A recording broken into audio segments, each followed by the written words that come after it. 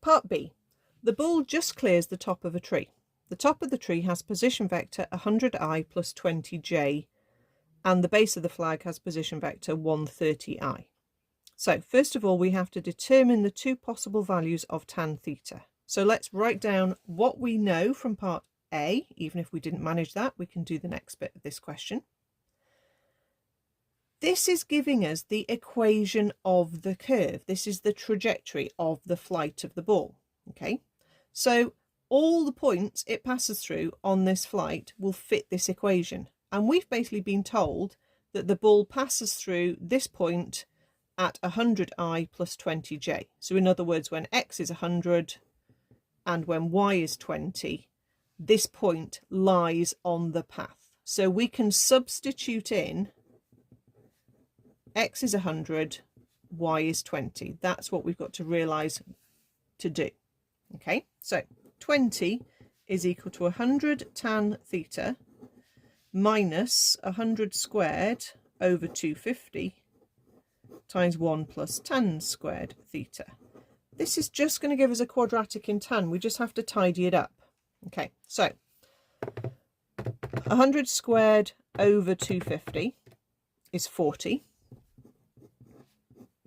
And if we multiply out, we're going to get 20 is 100 tan theta minus 40 tan squared theta. Hop the squared term over onto the positive side.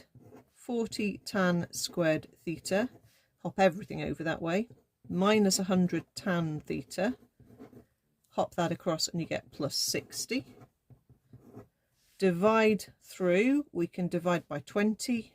And that gives me 2 tan squared theta minus 5 tan theta, add 3. Which does factorise? You can look on the calculator if you wish.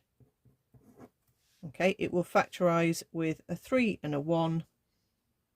And we want our middle terms to work and our end number to be a plus 3. So make sure your factors are the correct factors for that. So you end up with tan theta is 3 over 2, or tan theta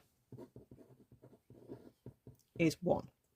The reason that there are two possible values is because you can hit a ball up high and then it comes back down through a particular point, or you can hit it much lower and it might go through that point with a totally different path. Okay, so there are two different angles that will make this happen. Okay, so part 2.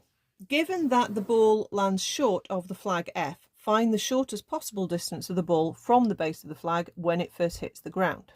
Okay, that's a bit confusing, isn't it? We need to figure out what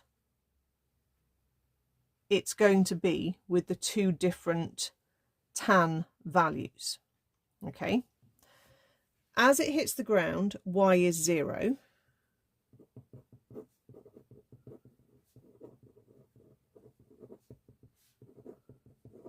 And I'm going to use tan is 3/2 or tan is 1 and see what the two different answers are going to be for x.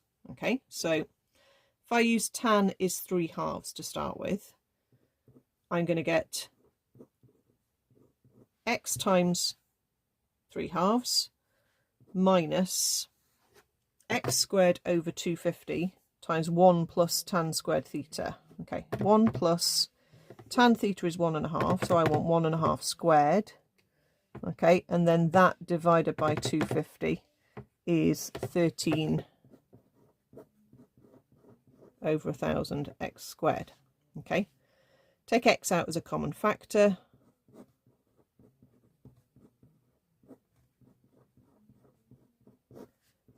And say that either x is 0, which is the start of the journey, or that 13,000 x is 3 over 2. That will solve to give us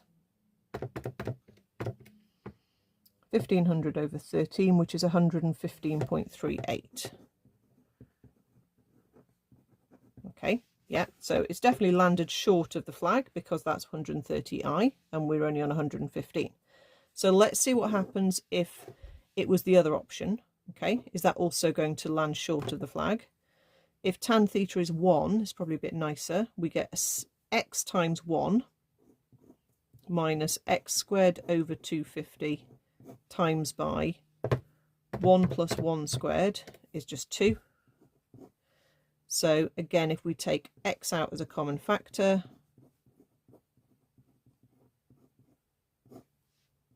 it looks like that. That gives us x is 0, or x is, well, 2 over 250x is 1, so that gives us x is 250 over 2, which is 125. So again, still short.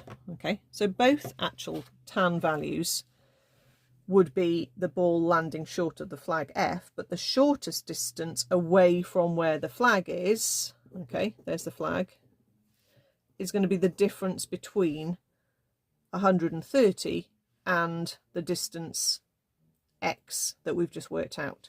So that's going to be the second one I've worked out, which is the 125. So the shortest possible distance between the landing place and the flag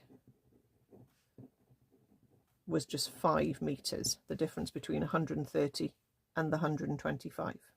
Okay, so all in all, that's quite a tricky question.